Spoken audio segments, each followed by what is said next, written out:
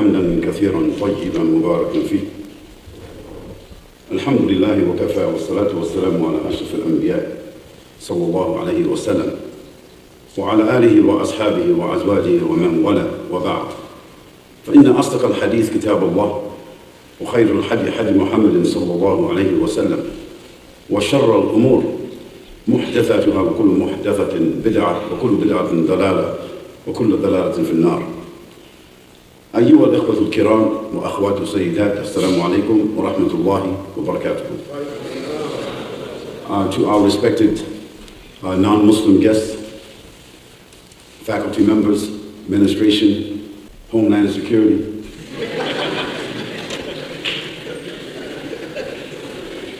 we thank Allah subhanahu wa ta'ala for this opportunity to visit San Diego. I think it's been at least, for me, 12 years since I had the chance to visit San Diego, so this is a refreshing opportunity. I think it's only fair to give you a little background on this lecture. This lecture was conceived in 1994. It was conceived because I found myself faced with presenting Islam to people who were sort of professional, pragmatic, materialistic, intellectual, and the normal presentation that most Muslims use, at least at that time, was sort of following the Sheikh Ahmed Deedat style. Ghafarallahu lah, may Allah have mercy upon him. And also I found, even from some of my own personal teachers, that we begin by talking about the pillars of Islam, the Islamic points, principles of belief. And so we would go down this path of discussing doctrine and the Islamic belief system as a religious proposition.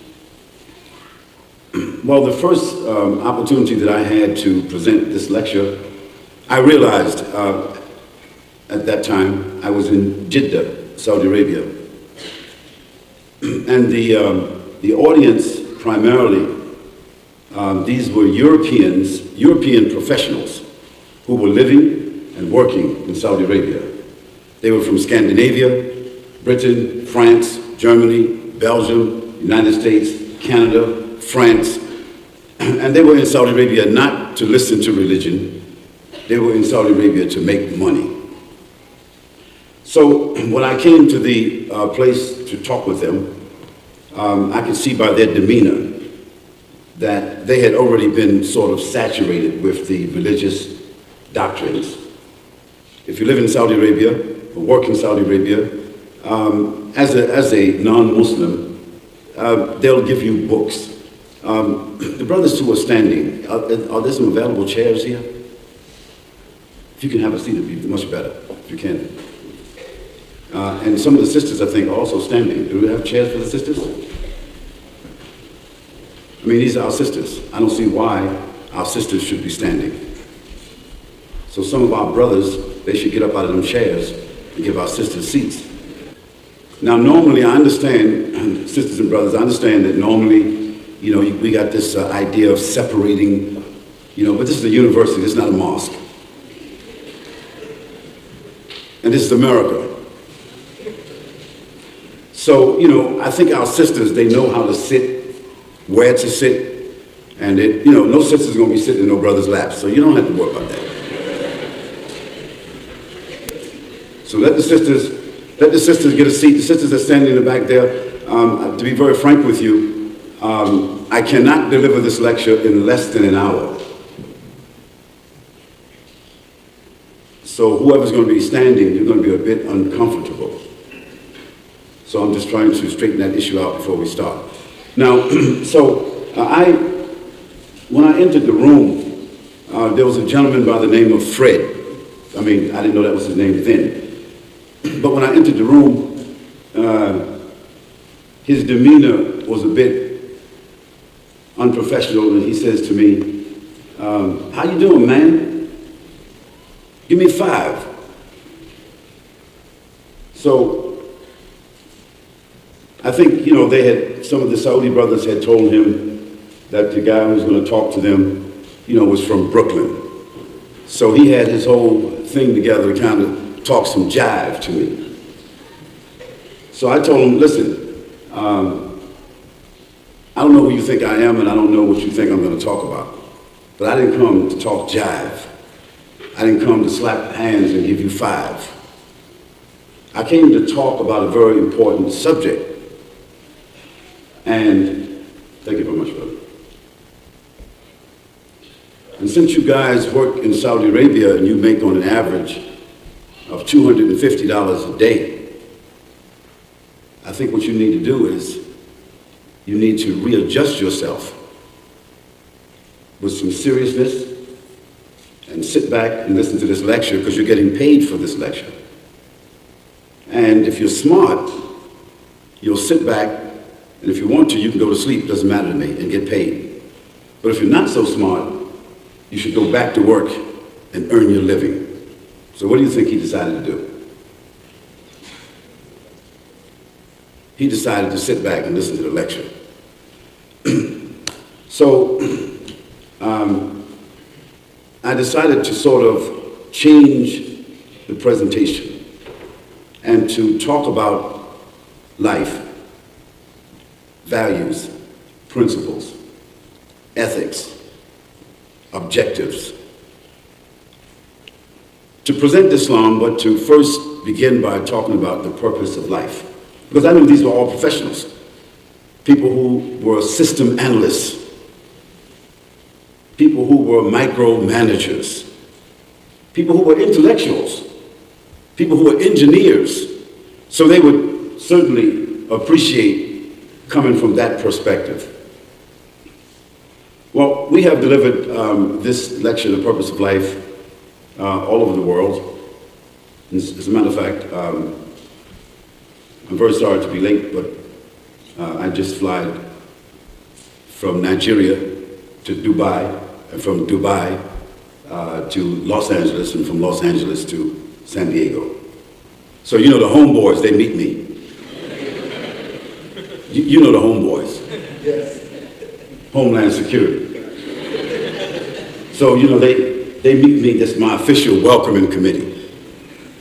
So they meet me in Los Angeles and they go through their ritual.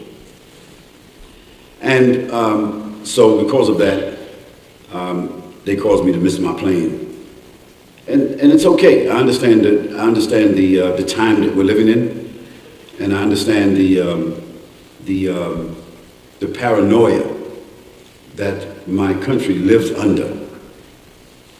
And so I try to, as a professional, just absorb and take all of that into consideration. And often they cause me to miss a connection flight, and they don't reimburse me. They just say that, "Sheikh, this is the system we have to go through, and excuse us." And so I had to catch the next flight. So I'm not making an excuse, but it's our country. That's the time that we live in. So I've delivered this lecture probably now in about at least 34 countries. And over the last 20 years, we've had fairly phenomenal results from this lecture. I'd like to begin by saying that this is really a public presentation. And I think the best way for you to receive it is to receive it like it's a certificate presentation, like a seminar. And if each one of you had paid like $250 for this seminar, because it was supposed to be like life-changing, or it's supposed to be motivational, and you were going to get a certificate for this, then you would be listening carefully, and that's what I would like you to do. And we're in the right setting. The university is certainly the right setting to give this kind of a presentation because it's a neutral setting. We have faculty and we have administration and we have students and we have people from the general community here. Therefore, Having said that, please turn your glasses right side up. That's the glass of your heart and the glass of your mind. Because if your glass is subjective, prejudicial, closed-minded, preconceptual, then your glass is upside down, and no matter what you pour on it, you're never going to get a full glass. Now, it's not our responsibility, and it's not our intention to use lectures to convert people. And Muslims who do that, I think they're just a bit immature, because that's not the intent of Islam. Our responsibility is to plant the seed, not to cause things to grow. Our responsibility is to deliver the message, and not to be responsible for what people get from the message. You know, like the mailman. The mailman delivers bills and thrills. The mailman brings good news and bad news, but you can't shoot the mailman. You can't blame the mailman. And when you get a check in the mail, you don't share the money with the mailman. So we are just delivering the message. That's our job. But if you have an open heart and an open mind, then there's a very good chance that you will receive what is intended. Dear respected brothers and sisters in Islam, and dear respected brothers and sisters in humanity, as my brother mentioned to you, I'm here tonight, and I'm very honored to have this opportunity to address you on this topic, because I see myself sitting in some of the chairs in front of me just a few days ago, a few years ago. Just a little while, I was sitting right there where you are, perhaps a Christian, a non-Muslim, or of whatever nationality. It doesn't really matter, just a human being that at that time wasn't aware of Islam, and at that particular time, I personally didn't know what the purpose of life was. I hadn't thought about it. So with that note, I would request you to think of what I'm saying to you as information and advice. This information I wish to share with you, it may seem a bit extensive, but when you consider the capacity of the human brain and the amount of information that it can store, and how it is able to decipher, then a few pages of information tonight will not overburden you. And since we're living in the Google age and the facade book age, Facebook. Since we're living in the Google age and the Facebook age and the Twitter age and the YouTube age, and most of the young people today spend 2, 3, 4 hours a day surfing the web, sitting in chat rooms, Twittering, YouTubing, whatever else. So a bit of information that we're going to share here tonight shouldn't be that overbearing. And every now and then, I'll try to say something that will give you a little bit of edutainment. I didn't bring my white gloves, and I'm going to do what was that Michael Jackson did, the moonwalk? I won't do that, because it's not entertainment. But I'll do my best to keep it, as the young people say, I'll try to keep it live. It is my responsibility to transfer some information to you on the topic, what is the purpose of our life? I begin by quoting to you a verse of the Quran, and I won't translate each one of the ayats that I'm going to give, because it will take up time unnecessarily. But this particular ayah, I think it's necessary to translate it. Allah subhanahu wa ta'ala, He mentioned in the Quran, أعوذ بالله السميع العليم من الشيطان الرجيم بسم الله الرحمن الرحيم إن في خلق السماوات والأرض واختلاف الليل والنهار لآيات لأولي الألباب الذين يذكرون الله قياما وقعودا وعلى جنوبهم يتفكرون في خلق السماوات والأرض ربنا ما خلقت هذا باطلا سبحانك فقنا عذاب النار. This verse is in the surah which is called Al-Imran. And it says, behold, in the creation of the heavens and the earth, and in the alternation of the night and the day, They are indeed signs for men of understanding. Men and women who celebrate the praises of Allah standing, sitting, and lying down on their sides as they contemplate the wonders of the creation of the heavens and the earth with the thought, our Lord, not for any foolish or vain purpose have you created all of this. Glory be to you. Give us salvation from the penalty of the hellfire. As I mentioned, I'm very honored to have this opportunity, and I would like to begin by saying that all of you have an equal responsibility, and that responsibility is to listen with an open heart and an open mind. In a world filled with prejudice and cultural conditioning, it is very hard to find people that are able to take a moment to think and to reflect about life objectively and to try and arrive at the truth about this world and the real purpose of our lives. Unfortunately, when you ask most people the question, what is the purpose of our life, which is such an important and fundamental question, they're not able to tell you what they have really concluded from observation or analytical reasoning. In most cases, they will simply tell you what someone else said, or they will tell you what is commonly presumed by others. Some will say what their father or their mother said the purpose of life is, or what the minister of their church said that the purpose of life is, or they will say what their teacher in school said, or what their friend said. Now, if I ask anyone about the purpose of eating, that is, why do we eat? Everybody will say, in one way or another, we eat because it provides us with nutrition, and nutrition sustains life. Everybody will say that.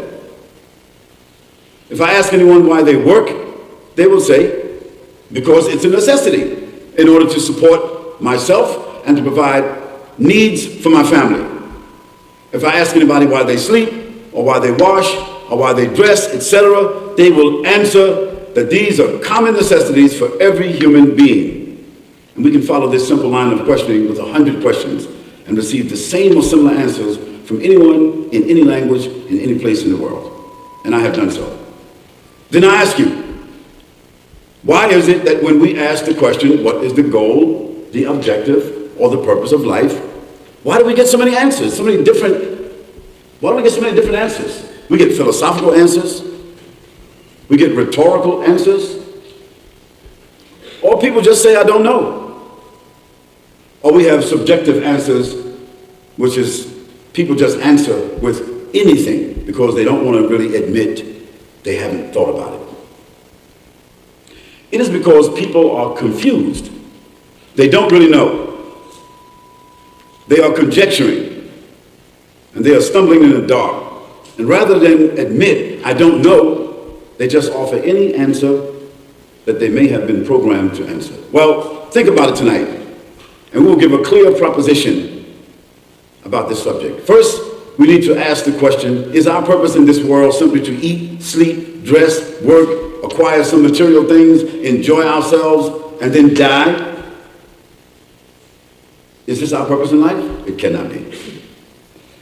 So, the Quran just mentioned to us, إِنَّ فِي خَلْقِ السَّمَاوَاتِ وَالْأَرْضِ وَاخْتِلَافِ اللَّيْلِ وَالنَّهَارِ. Verily, in the creation of the heavens and the earth, in the alternation of the night and the day, this is something powerful for the human being to think about. Just this small part of the ayah. إِنَّ فِي خَلْقِ السَّمَاوَاتِ وَالْأَرْضِ وَاخْتِلَافِ اللَّيْلِ وَالنَّهَارِ لَآيَاتٌ لِأُولِي الْأَلْبَابِ. So Almighty God, you know the ayah, the way it's constructed. You know a human being couldn't say that.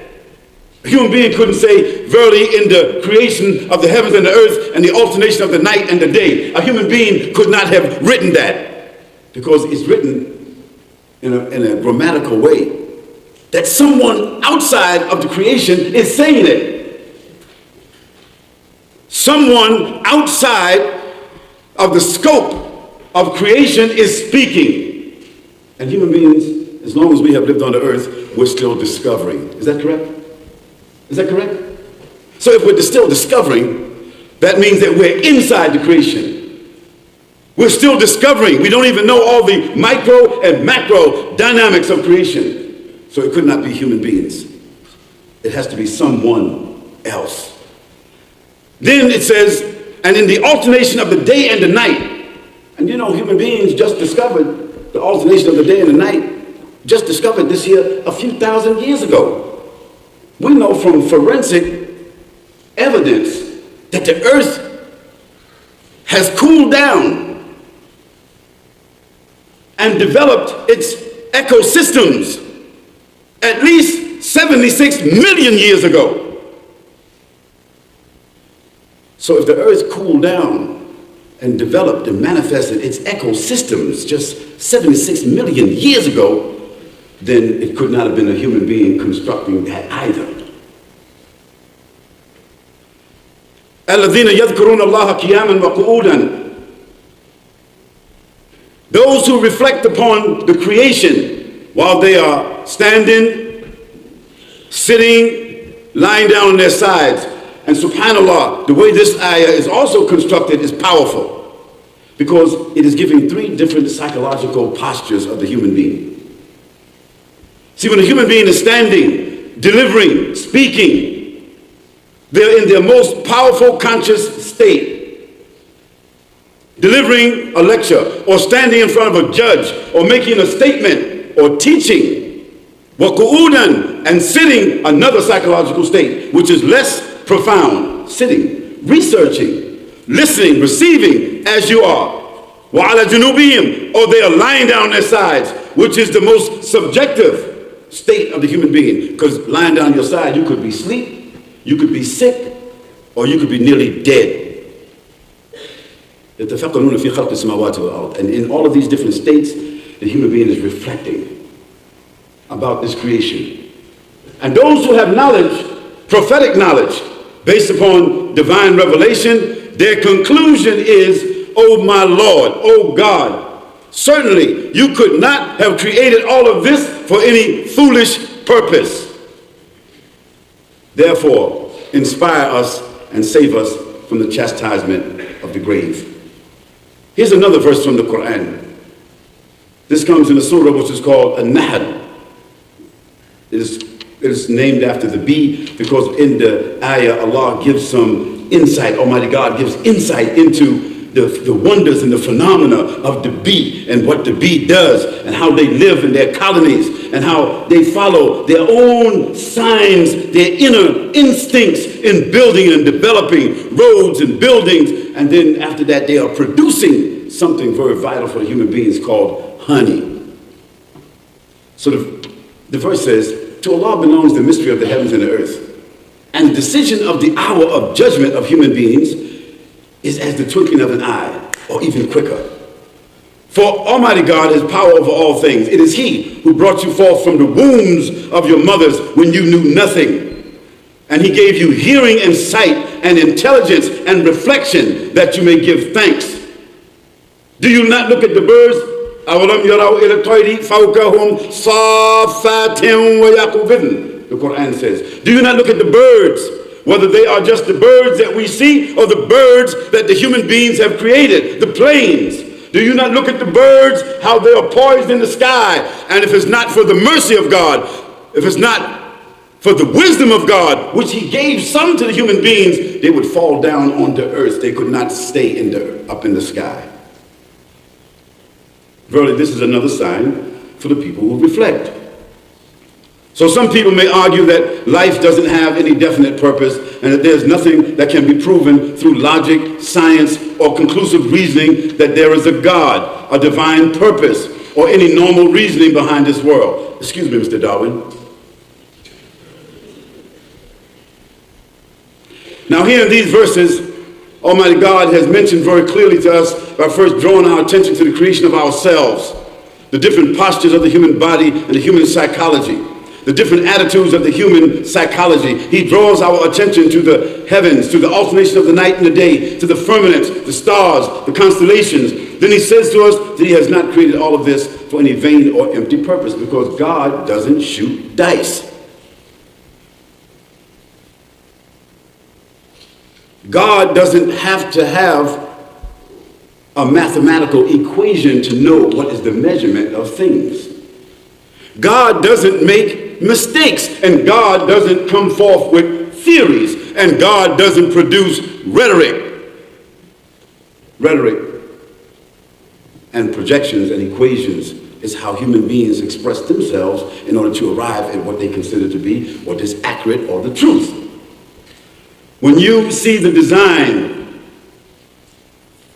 of the heavens and earth and you reflect upon it, you know that it is very powerful and very precise, which is beyond your own calculation and imagination. It cannot be vain, it cannot be empty, it cannot be just thrown together.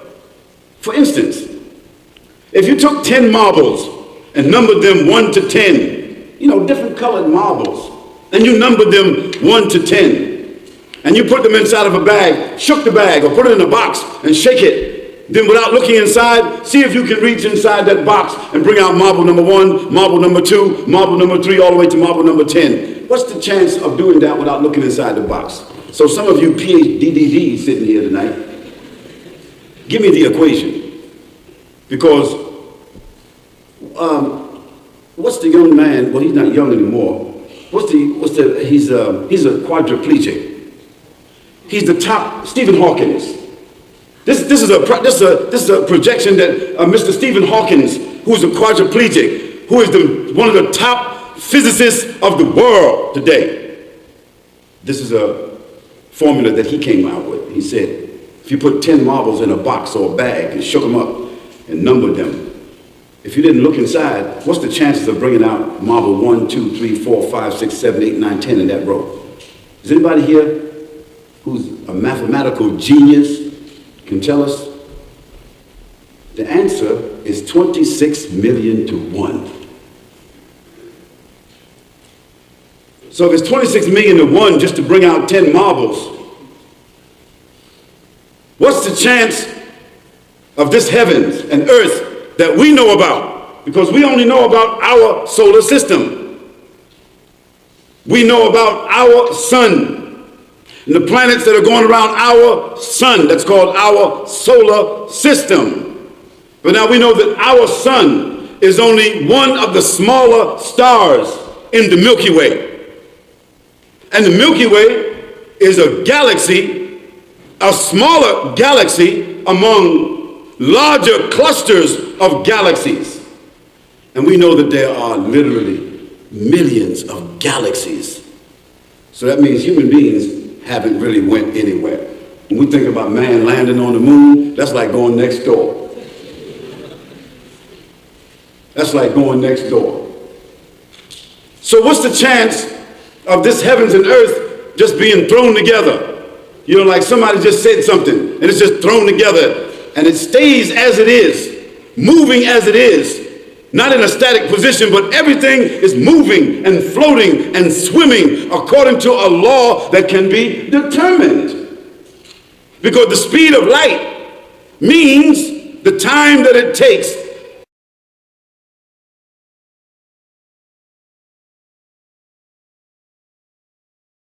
to reach something and bounce back. That's the speed of light.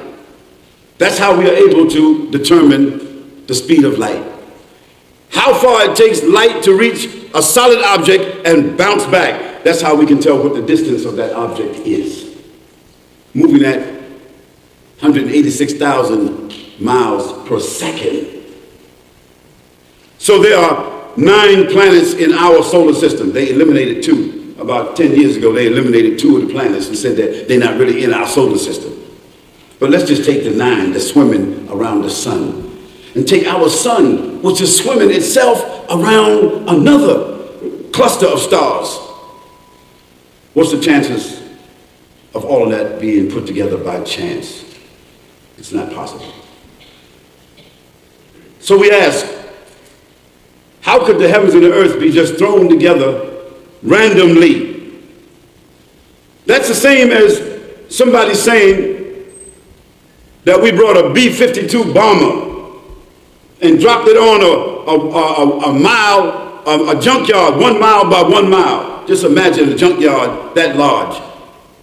1 mile wide, 1 mile long, a junkyard. And we brought a B-52 bomber over that and dropped bombs on the junkyard, and then it turned all that junk into BMWs. It's like order comes from chaos. Is that possible? It's not possible. Excuse me, Mr. Darwin. My dear respected brothers and sisters, you have to ask yourself a further question. When you see a bridge, a building, or an automobile, you automatically consider the person or the company that designed it and that constructed it. When you see an airplane, a rocket ship, a satellite, or a large ship, you also think about how incredible of a vehicle that it is. When you see a nuclear plant or an orbiting space station, a super international airport, you have to be thoroughly impressed with the engineering dynamics that are involved. Yet, these are just things that are manufactured by the human beings, things that are manufactured by the human mind. Then what about the human body, with its massive and intricate control systems that we ourselves did not construct, and we ourselves, we are not able to control, and we ourselves, we're still studying the phenomena of the human body? What about that? Think about the brain, how it thinks, how it functions, how it analyzes, how it stores information, retrieves that information, distinguishes and categorizes that information in a millionth of a second, and does it constantly. Think about the brain for a moment. Almighty God said in the Quran, "It is He who created you from dust, and then from a sperm drop, and then from a leech-like clot inside clinging to the womb. Then you get out into the light as a child. Then He lets you grow and reach your age of full strength, and you become old and arrogant. And some of you, He causes you to die even before you become old. And then He lets you reach a term appointed in order that you may learn wisdom." This is Surah Ghafir. This is the same brain that made the automobile, the rocket ships, the nuclear submarines, and so on. Think about the capacity of the human brain for a moment. The human mind has made scientific discoveries and technologies such as the human DNA, quantum physics, forensic medicine, molecular biology, mathematical equations that have made informational search engines possible. The human brain, which has made it possible to translate and document things in over 162 languages. Can you think about the brain for a moment? You can go to Google today, and the brain made Google. Gaggle or giggle. Today you can go to Google and take a document in 161 languages and translate it just like that. Just like that. The human brain did that. So think about the human brain for a moment. The human mind is now able to make surgery upon itself and to perform microsurgery upon the brain and the heart. Think about the heart for a moment. How it pumps continuously for 60 to 90 years, intaking and discharging blood throughout the body and maintaining that steady precision throughout the life of that person. And the thing about the heart and the brain is that they are functioning even without the human being even monitoring what's going on. Your brain is still functioning when you are asleep. Your heart is pumping without you even thinking about it. Now think about the kidneys and the lungs and the kind of function that they perform. The purifying instruments of the body which perform hundreds of chemical analyses simultaneously, and also controlling the level of toxicity throughout the content of the body. And it does all of this automatically and consistently. Think about your eyes, the human camera that adjusts, focus, interrupts, evaluates, applies color automatically, the natural reception and adjustment to light and distance automatically. Think about who it is that created that. Who mastered that? Is it human beings? Are human beings responsible for their own existence? Are human beings responsible for their own design? No, of course not. Then what about the universe? Think about this. The Earth is one planet in our solar system, and our solar system is one of the systems in the Milky Way. And the Milky Way is one of the constellations in that galaxy. And there are millions of galaxies like the Milky Way. And the millions of galaxies millions of galaxies form what is called, a cluster of galaxies is called a nebula. So we went from a star to a cluster of stars, like we call it our solar system. Then we take those cluster of stars that make up something like a galaxy, which is like the galaxy that we're in is called the Milky Way galaxy. And then there are millions of galaxies that form another cluster called nebula. Then they have other clusters of nebula that themselves, they give it another name. Yet they're all in order. There are millions of galaxies like the Milky Way, and they are all in order, and they are all precise. So, we are born. And what is the object of our existence? And what is the wisdom behind the creation of man and this tremendous universe? Think about that question. Some person may argue that there's no proof of any divine origin, and there's no real proof that this universe has come about through any divine purpose. And those people who argue like that, they have the right to argue, and this is what human beings can do. Human beings start out like a drop of sperm. That's it. Everybody sitting out here is nothing but a sophisticated sperm drop. That's all. I don't care how you dress, what your name is, where you live, what your titles are, you're just a sophisticated sperm drop. And after a certain amount of time, you start getting these titles and intellectual background, and all of a sudden you become arrogant and you don't have to recognize anything outside of yourself. And then some human beings get to the point where they want to be acknowledged as a god, as a deity, and they want power over the earth. This is the nature of human beings. Some people say that this world came about by chance, that it is only a random, static phenomenon. Yet these planets that we see, they're not colliding. They're not conflicting with each other. They're swimming along in an orbit that has been set for them. Like our DNA. The DNA was discovered. It was always there, but it was just discovered that every human being has a special map, a gene map that distinguishes them from someone else. And we used to be able to distinguish human beings by their ethnicity, by their color, by their stature, by their name, and then later on we were able to distinguish human beings by their fingerprint. Now we can distinguish human beings by the retina. They call that now inside your passports now. They have something which they call, what do they call that now? New identification? What's it called?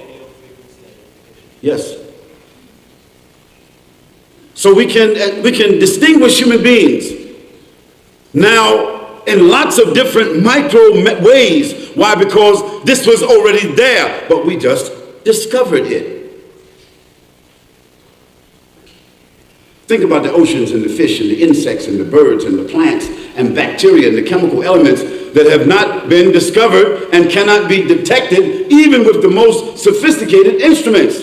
Yet each one of them has a law that they follow. And we ask, did all of this happen by chance? And also, do these things function perpetually and perfectly also by chance? Do they keep on reproducing themselves and maintaining themselves also by chance? No, of course not. That would be totally illogical and foolish to think of in the least. It would indicate that however they came to be, it is outside of the realm of human capability. We would all agree to that. It is our conclusion that a supreme being, an almighty power, God, our common creator, who has the knowledge to design and the knowledge to proportion, who has created all of this. And this is the source of our existence. That same creator, that same designer has the authority to be responsible for maintaining all of this and is the only one that is deserving of our praise and our gratitude. This is why we must be grateful and mindful for all the gifts that we have been given to complement our lives.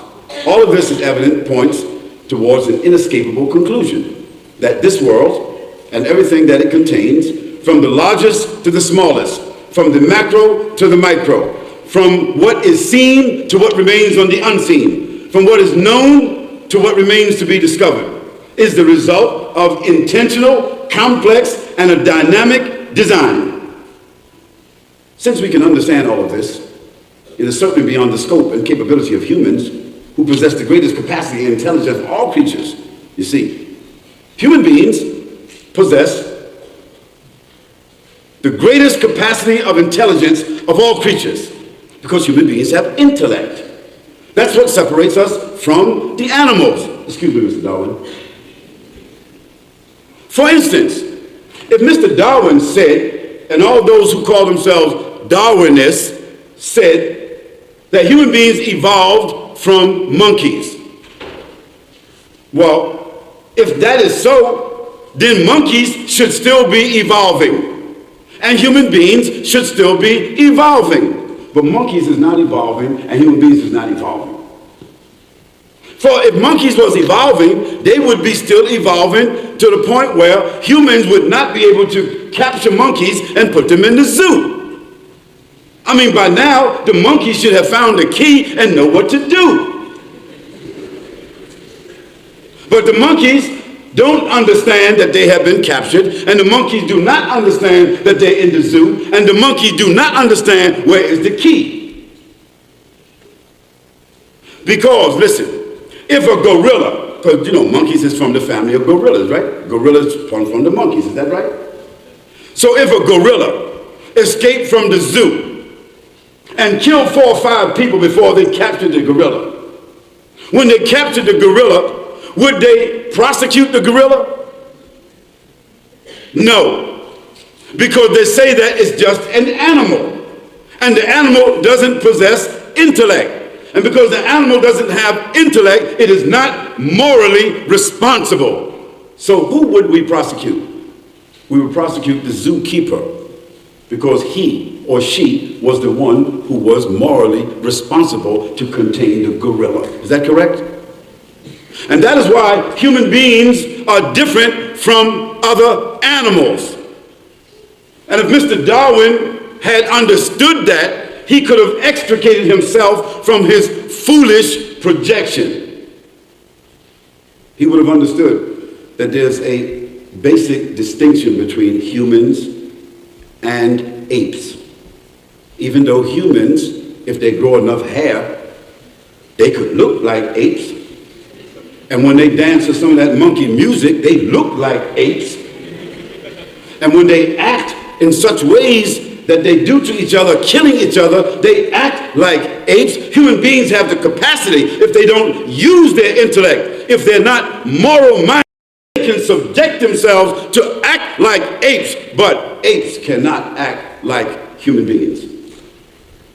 Because there's something about a human being. The human being has been given the gift of intellect. Since we can understand all of that, we know that the human intellect is what distinguishes us from all other animals. And what we must conclude is that this entire universe and what we refer to as our world, including human beings, are subordinate to a supreme and higher intelligence, which is the very source of our creation. Since we know that whatever human beings have developed, manufactured, or designed always comes with a manual of instruction. Isn't that correct?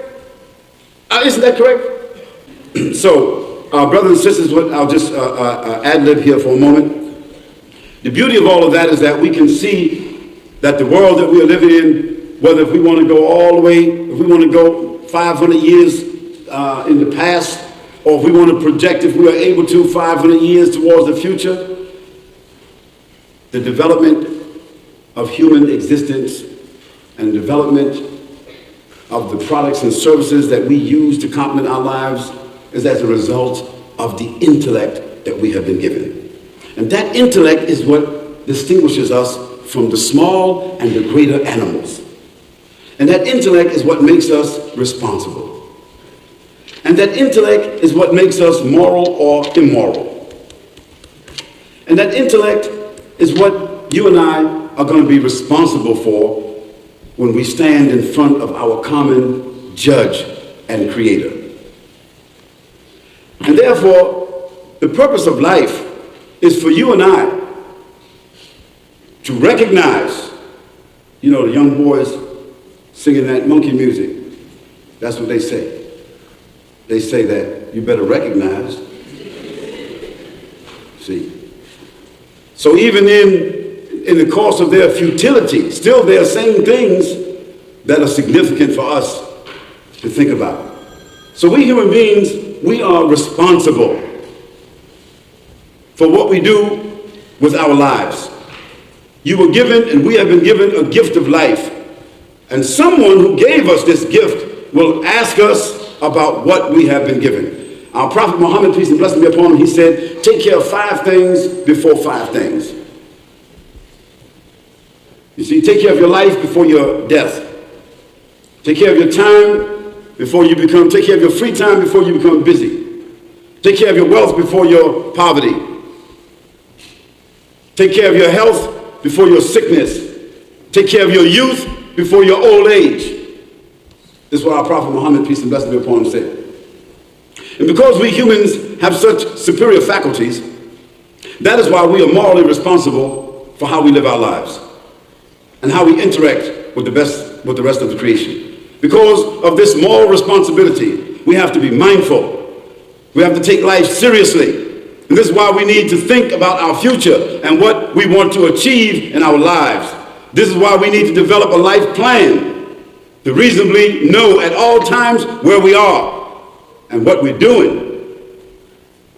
And just to show sometimes how human beings can become so preoccupied with either nostalgia, or they can become preoccupied with so many things, complex things and endeavors, but they fail to take care of the thing that's the most important, their own life.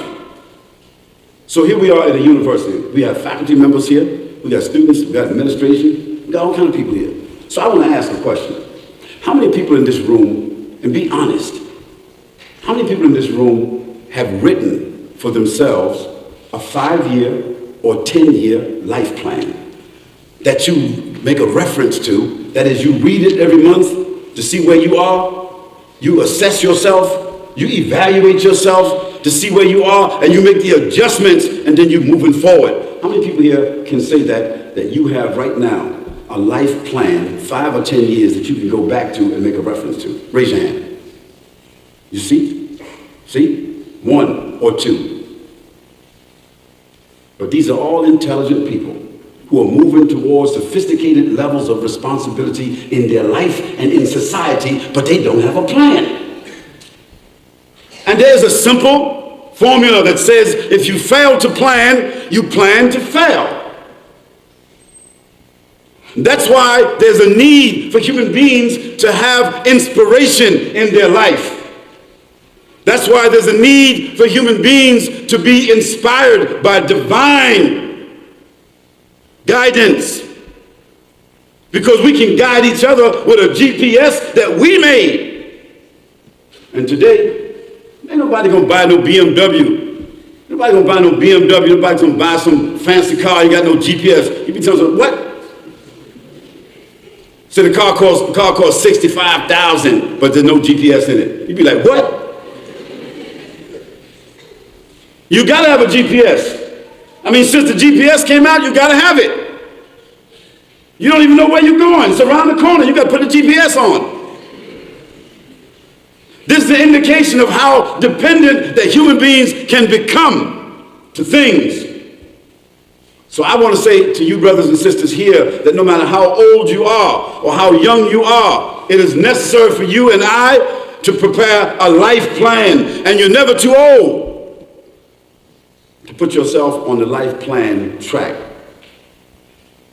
And some people might be real smart and say, you know, I don't need no life plan. I know what I'm doing. So I'm going to tell you what a life plan will do. A life plan will help you clarify your most important priorities. A life plan will enable you to maintain your balance. You will always know where the guidelines are. You'll always know where the goal is at. A life plan will provide you a filter by which you can say no to lesser things. See, without a life plan, everything seems to feel good. Well, a life plan, it don't make no difference who you lay down with. You can lay down with a gorilla. You know, people is making all kind of new type families today. They call it nuclear families. You know, all families used to be like he, she. Now they making he. She. Used to be like Adam and Eve. Everybody understood Adam and Eve. Now it's Adam and Steve. You know, for me, I don't want to get into the moral question. You know, because today, if you start questioning the moral issues, all of a sudden you become like homophobic. They don't come up with some new word now. Homophobic, because you questioning the morality of issues. Okay, I say, look, forget it. 14 states have made it a law. All right. It's our country. You got to follow the law, right? I don't have to do what they do, but I got to recognize everybody have a right to do what they want to do. All right. So, you know, I'm thinking about this here. I'm thinking, okay, if Adam and Steve get married and Barbara and Betty get married, I'm wondering how they going to get pregnant. Oh, I know. Adam and Steve, what they're going to do is they're going to take their sperm and they're going to give it to a girl. And she's going to become, what they call that? She's going to become a surrogate. So that means they give her like $5,000 or $10,000 and make a contract with her, a civil contract. So she carries the baby of either Adam or Steve. And when the baby's born, they take the baby and give her the money, and she can't have no rights to the baby no more. Now Adam and Steve is going to be like, they're going to be like, you know, they're a couple, and they are a happy couple coming home from the hospital with their baby. But I wonder to myself, Adam and Steve is happy because they got their rights from the Constitution. But what about the rights of the baby? When the baby grows up, isn't it natural for a baby to ask or to look for their mother and father?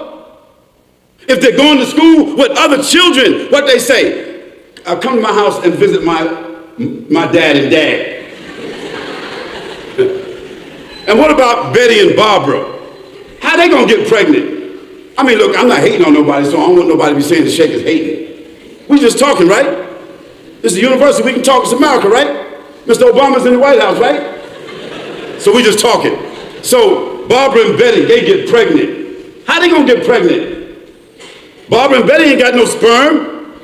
They might have a perm. So how they gonna get pregnant? Oh yeah, I know.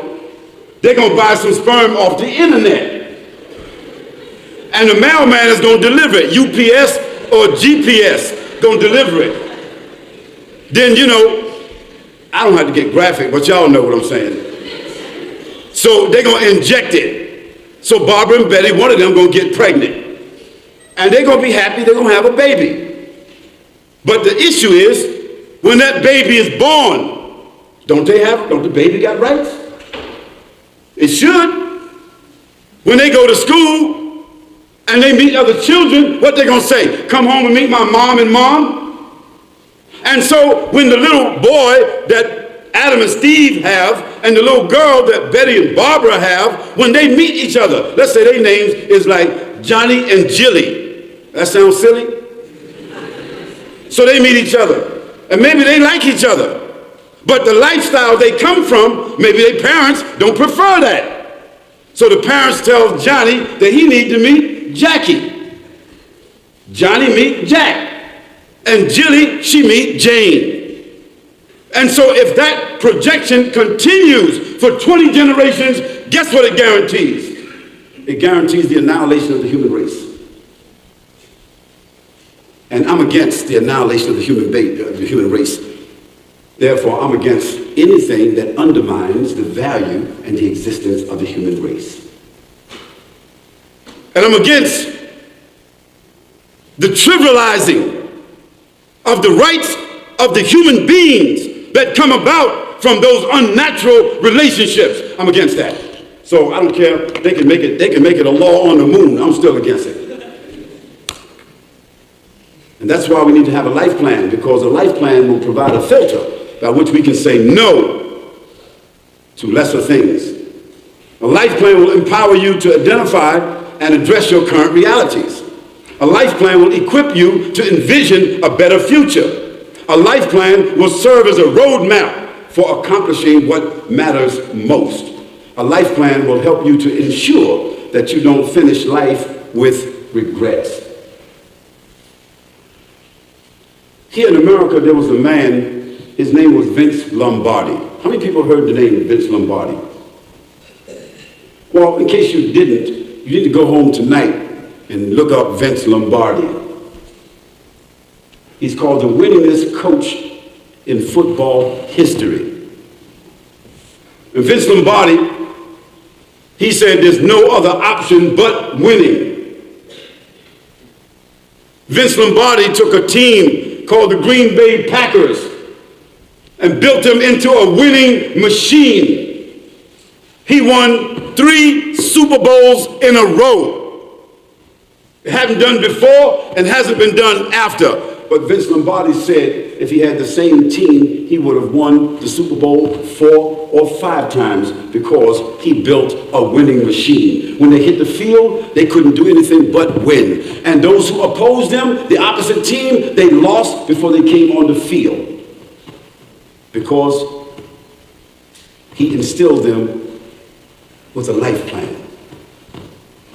Dear brothers and sisters, we must use all of the tools and all the instruments we have been given by Almighty God. Yet we must be aware at all times that life is short, and we are responsible for our common creator, to our common creator, for what we have been given. That's part of the purpose of our lives, to recognize our creation. Each of us have the capacity to affect tremendous change within ourselves.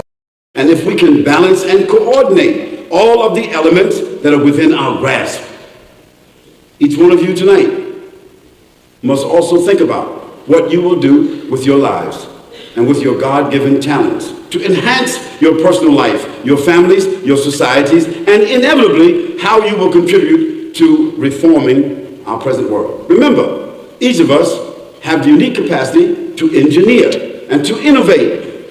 Engineer and innovate. Now for us, we only engineer and innovate outside of the religion because the religion has already been formed. The moral core, the moral design, the value system for human beings have already been designed for us. But products and services that we use, we engineer and we innovate. And we give to our society and the world products and services which literally change the world, just as the greatest technological inventions of the 21st century. I did a survey to find out what are the 7 most profound, life-changing technologies of the 21st century. The first one is the iPhone. The iPhone. And the average person that has an iPhone, and look, forget about these Androids. Look, the Androids came after the iPhone. Is that correct? BlackBerry, Bluebird, whatever it is, they came after the iPhone. So it was the iPhone that changed communication between human beings. And the average person that has a smartphone, even if they're not such a smart person, their phone today rarely is outside of 10 feet of them for the rest of their life. They might lose their wife, they might lose their kids, but they don't know where their phone is at. Then they brought the iPad. Then after that, now Google has just introduced a driverless car. They have tested the car in Tokyo. They've tested the car in New York City. They've tested the car in Beijing. They've tested the car in India. They've tested the car in 12 or 15 cities around the world. The car runs off of satellite instructions. The car recognizes what's on the side, the left and right, the front and the back. The car can sense slowing down. The car is operated from the satellite. And now, in 2 or 3 years, we'll call a taxi. It'll be a driverless taxi. It'll pull up outside. You'll get in the car and give the car instructions. You'll put your credit card inside and pay for the fare. The car will say, thank you very much, zoom, and drive you where you're going. Now, you laughing, but 3, 4, 5 years from now, we will be using this technology because it has already been developed. Then we have electric car charging stations that very soon the countries that are providing oil that is being consumed by automobiles, these countries, they need to be thinking, because soon the world will not need their oil. And then YouTube has changed the world. They say every year in America alone, 80,000 divorces take place because of Facebook and YouTube. And then we already know that Facebook came about 9 years ago. 9 years Facebook came, and within 9 years, Facebook has more value than YouTube and Google. And just last week, I just read a young boy, American, who wasn't doing very well in high school. He created an application that Yahoo bought from him for $30 million. Can you imagine that?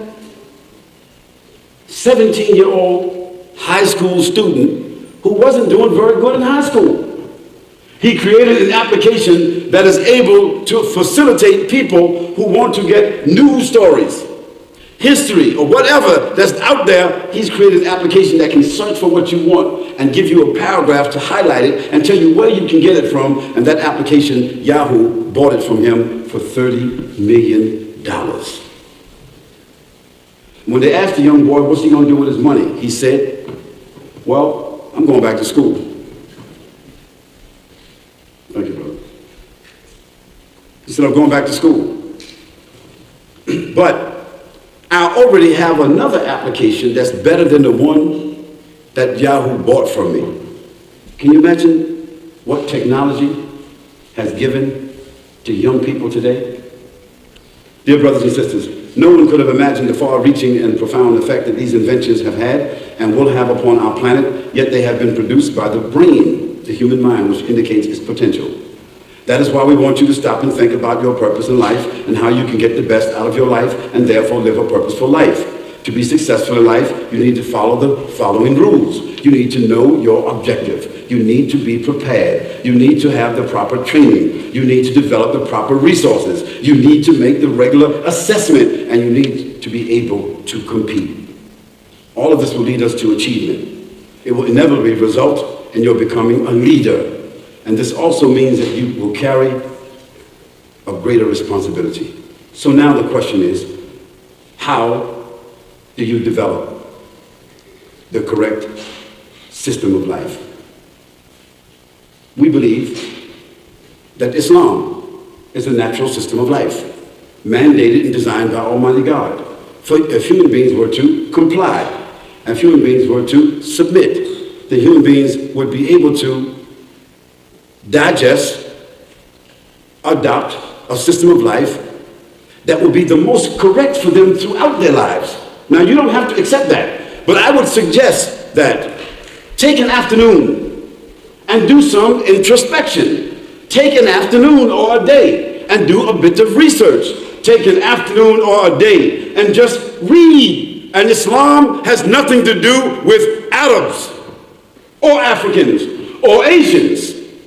No, Africans, Arabs, and Asians became Muslims, many of them. But separate Muslims from Islam. Take Muslims out of the equation and just study about the system of Islam. And I believe the educated of you, the moral of you, the intellectual of you, you will discover something in Islam that will complement your lives. And if you discover Islam and a system that will complement your life, you should know that it is applicable today as it was applicable yesterday. Islam as a system is the only system in the history of humanity that produced a civilization. No other system, no other religious system delivered to humanity a civilization. And if Islam delivered a civilization, that brought humanity out of the dark ages into enlightenment. That's not nostalgia, that's not just history. That's a fact. If it did it that time, it will do it again. Brothers and sisters, ladies and gentlemen, I want to thank you so very much for listening to my proposition tonight. That's all it was, a proposition called The Purpose of Life. Those of you who can accept it and agree with that, the benefit is yours.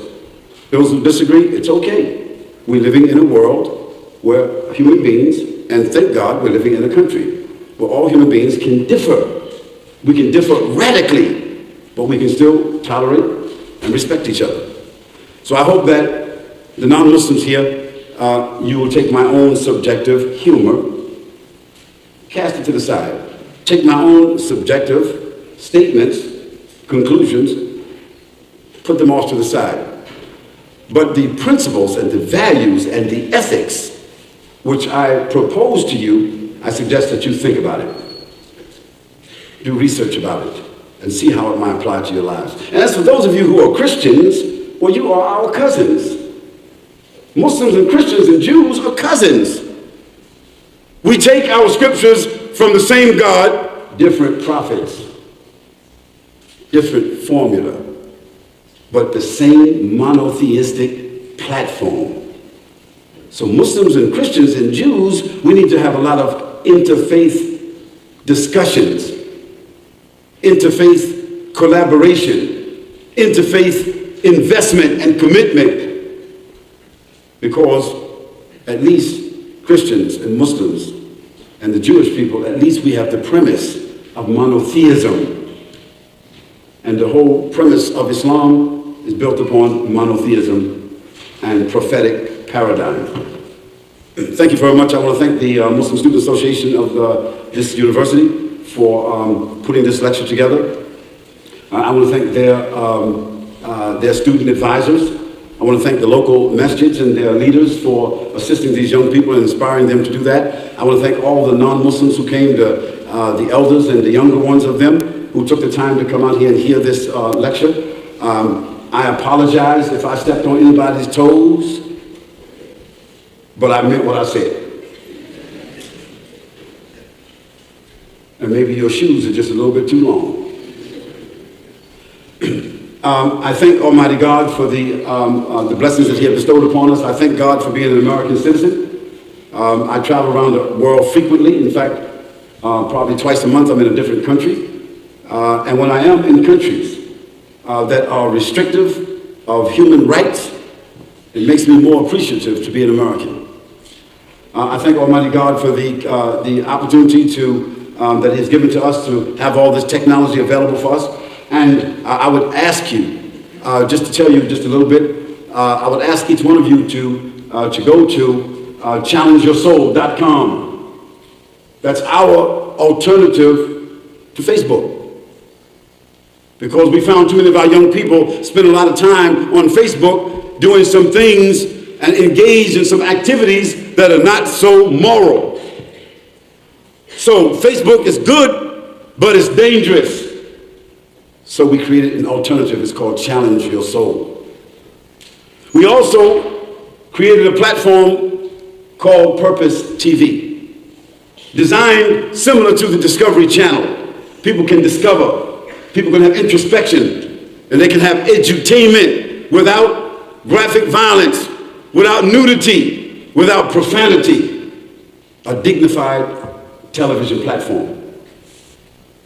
We've developed a search engine. One of our colleagues in London, Mohammed, developed a search engine called Al-Wahi. Operates on the same platform as Google, but with Google, you can put in porn and you get 95 million options. Can you believe that? So Google has almost as much trash as it has treasure. So we developed a platform where you can't get that trash. Only treasure. It's called Al-Wahi. And lastly, just for the brothers and sisters who may know something about my life, I've written a book I've been writing for about the last 25 years. And I just finished my book. It's under collection now. And we're doing the movie on the book. Before we publish the book, we're doing a movie. The movie is called After X. The movie should be out this time next year. And anybody in the world that watched the movie Malcolm X, this movie called After X will be more profound than that.